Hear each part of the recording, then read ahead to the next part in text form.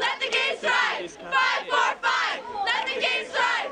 545! Let the gays thrive!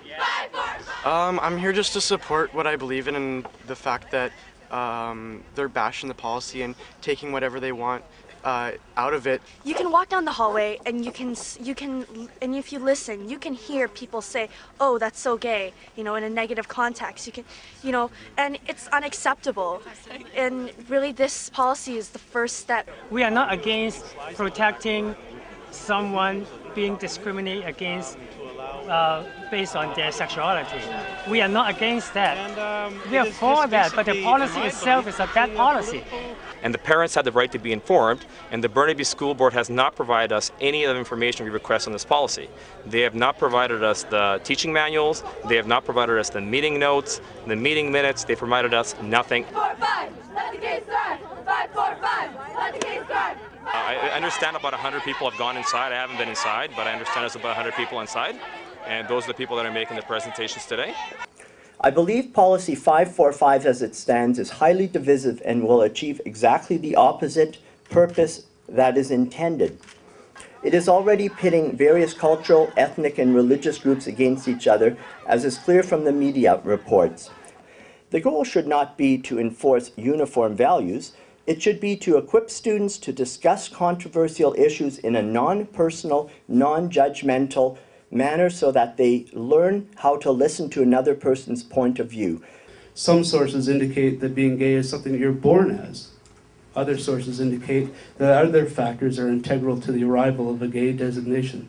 Broken family structure, abuse, and the individual's environment and other factors are claimed to be highly prejudicial to the outcome. Marketing to children directly is unacceptable, regardless of the perceived importance of the message.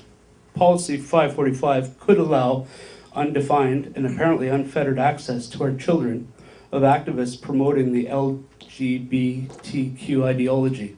I believe activists want to engage children because children are easier targets for their ideology. These presentations help students learn about specific language. Many students do not have a clear understanding of the words gay or lesbian. Once they are defined and the negative connotations removed, they are less likely to use these words as insults on the playground. What begins as unchecked insults by kindergarten kids evolves over the years into bullying students about their real or perceived sexual orientation. Policy 5.45 would provide Burnaby staff with the tools they need to address homophobic slurs. Many of our policies, just like this policy, are dealt with in certain ways. This particular policy, we probably did not feel that there'd be as much backlash, but we're hoping that once people see on both sides what we're trying to do, that we're not trying to change curriculum, we're not trying to indoctrinate children or sexualize our elementary schools. There's really going to be little, if any, change that anybody is going to notice in our schools. And some of the arguments that I hear, well, we've already got it, or do we really need it? It's like arguing that, well, we've got a criminal code, so we don't have to raise awareness of drunk driving, or that's already covered under the Human Rights Code, so we don't need any policies at all.